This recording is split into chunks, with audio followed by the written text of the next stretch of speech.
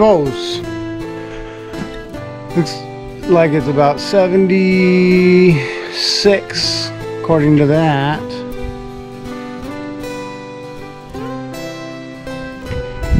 Cooled off quite a bit. We were in the 90s, but we're gonna see what we got. We've been harvesting just very little so far, but stuff is coming, so let's go see what we get.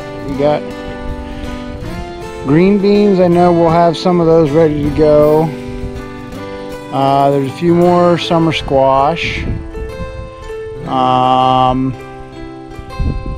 Tomatoes are not actually ready to harvest yet, but there's a lot of tomatoes on these things. I didn't keep up with the trellising. I should have put another row. But you can see right now all these tomatoes growing, yay.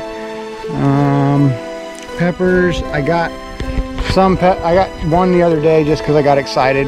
I don't even think it was fully grown and ready to be picked, but it was so close and it looked so nice. I went ahead and picked it and brought it into Mrs. Howell to show her because I was like, oh my God, we're getting a pepper. So, all right, we're gonna see what we can get this morning. Like, some of them are real skinny, dude. Yeah, you don't want the little tiny skinny ones, but like, see, like right here, look. These are skinny. No, those ones are, that one's ready to go. The top's kind of skinny, but the bottom got fat, so it's that one's little. That's a good one right there. This one. That's too skinny.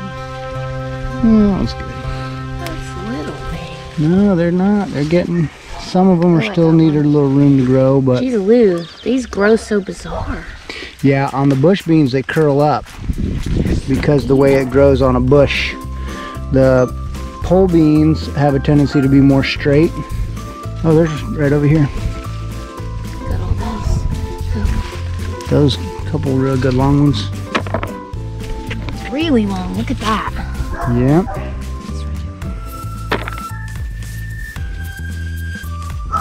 Green beans, mostly bush. A couple of the ones on the vine for the pole beans. Oh, squash.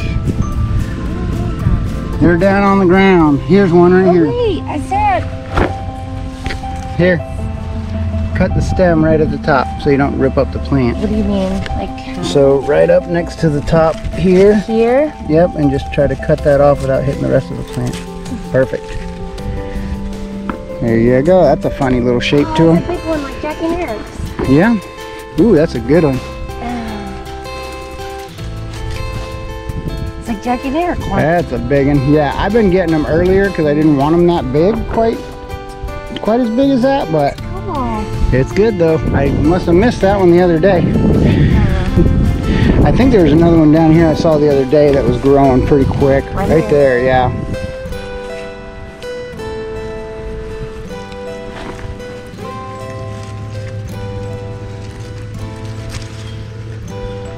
Nice.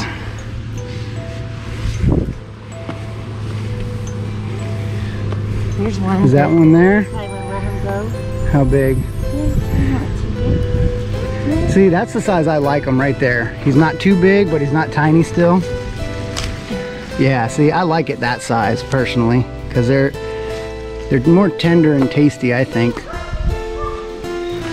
Well, that's what we went and grabbed today. Some summer squash or zucchini. There's that big old Mama Jamma. I don't want them that big usually, but that sucker was huge. This is like the perfect size in my opinion, about this size, because they taste better to me when they're smaller like this. Like these ones, they're more flavorful. To me, I would prefer these. This is still okay. This one's on the big side. Still good, but I like them a little smaller. And then we got a whole bunch of green beans off of the bush and the pole beans. That's Max. Okay, you guys have not met Max yet, so we're gonna come and say hi. He's still He's still getting his training done to learn how to not make messes in the house. And I've been working with him every day to get him to learn how to be a little more calm and pay attention. So I'm going to see how long it takes him to sit when I stand here and try to get him to calm down. Oh, he's already doing it.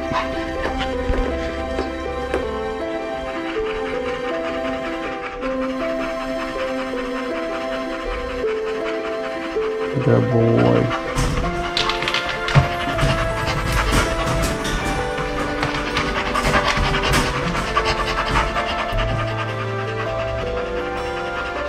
You relax. It's not time for you to come out yet, okay? Hold on, stay. We're gonna get him a little treat because he is being pretty good right now.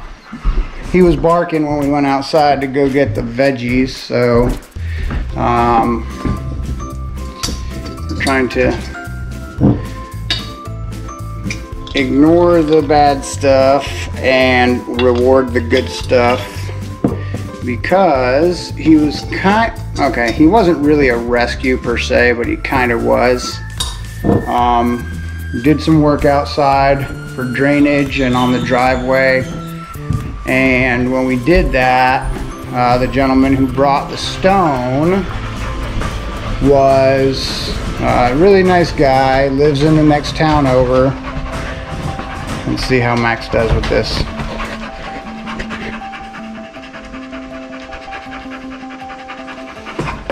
Lay down. Lay down. Lay down. Good boy.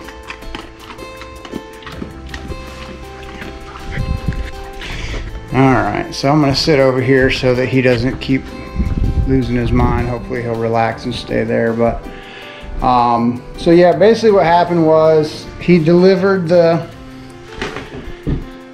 stone for the drainage and driveway work that I was doing. And his wife is an older lady. She was 77 years old. And basically, she couldn't handle the dog. He's 2 years old, supposedly. And she's too old to handle a 2-year-old lab, because there's so much energy and everything. So he was basically just, they had him in a little enclosed fenced in thing in the yard, and he just stayed in there, and they said he was digging like crazy and just out of control.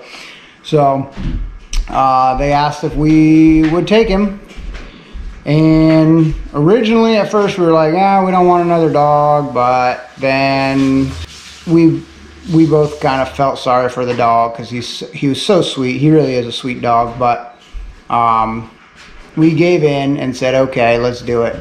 I was much more apt to want him. Mrs. Howell was not excited about getting a big dog or getting another dog, but she gave in and she let me get him. So we've been working with him about a week now. He's doing much better than he was doing before. He rides in the truck really well. He listens pretty good. His biggest problem is, because he was an outside dog, he just went to the bathroom anytime he needed to go. So when we had him in the house, he did the same thing. So he's had multiple accidents in the house. Luckily, the floors aren't all finished yet, so it's kind of easy to clean up, and it's no long-term damage or anything. But that's why we're using the crate now, because originally we weren't using the crate because we thought, he's already older. And the first day, he actually didn't have any accidents. And then once he got used to being here, he just started doing his normal routine again, and that's when he started peeing. But with the crate, we're going to go through the process with the crate, train him up so that he understands and he knows inside is clean space, outside is bathroom space, and from there he'll be good. And we've been taking him, because he's not in good shape, we've been taking him, we took him for a walk the last several days, 5 miles plus each day. And the first time he almost died. he just laid down on the ground when we were on our way back. There was a shady spot. Granted, it was really hot. Yes, we brought water. We took a road that's mostly shaded, so it wasn't too bad. But because he's so out of shape, he almost didn't make it back. We were almost back to the house, and we walked through this little low spot on the dirt road where it was shaded and the ground was really cool. And he literally just laid down and tried to stay right there. I had to give him a little extra tug to get him to finish. But after that, he's been doing good. He made it 5 miles each day. Yesterday we did 6. It was much cooler yesterday. Today it's supposed to be in the 80s for the high, like 83, I think. But we're gonna give him a break today from the walk because, again, I think his pads are they're not really tough yet.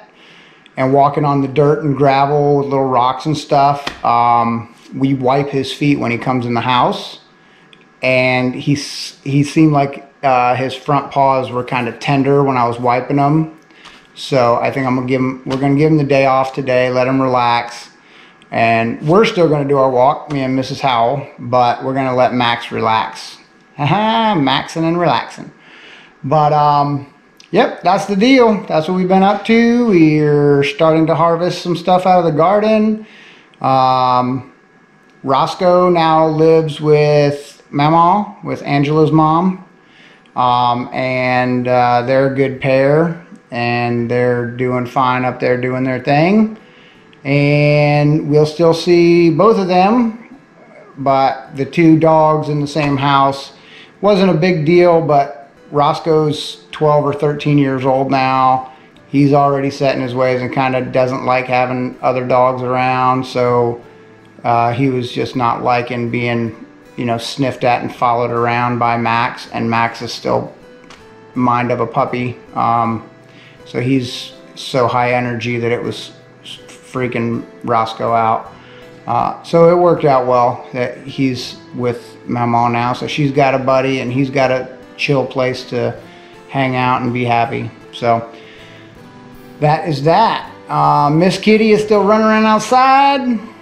Mr. Al has been back a few times here and there, so he's still around. He looked really healthy the last time he came by, but he's not here all the time. We'll see if that changes in winter, because in the winter he seemed to be here a lot more because he liked to go into the cabin or under the house. But this time of year, the weather's nice. He can pretty much hang out anywhere he wants. He's not going to freeze. He's got shade and woods and water and things to chase and eat. So he's out there being the wild beast that he was meant to be. But that's about it. Still working on stuff in the house. Got the brick wall going up. And that drainage outside. Got to work on that more with some grass in the yard to finish that area to make it look nice. So many things going on, but thanks for watching. Like, subscribe, do all those wonderful things that they tell you to do, or not a big deal, but we will see you guys on the next video.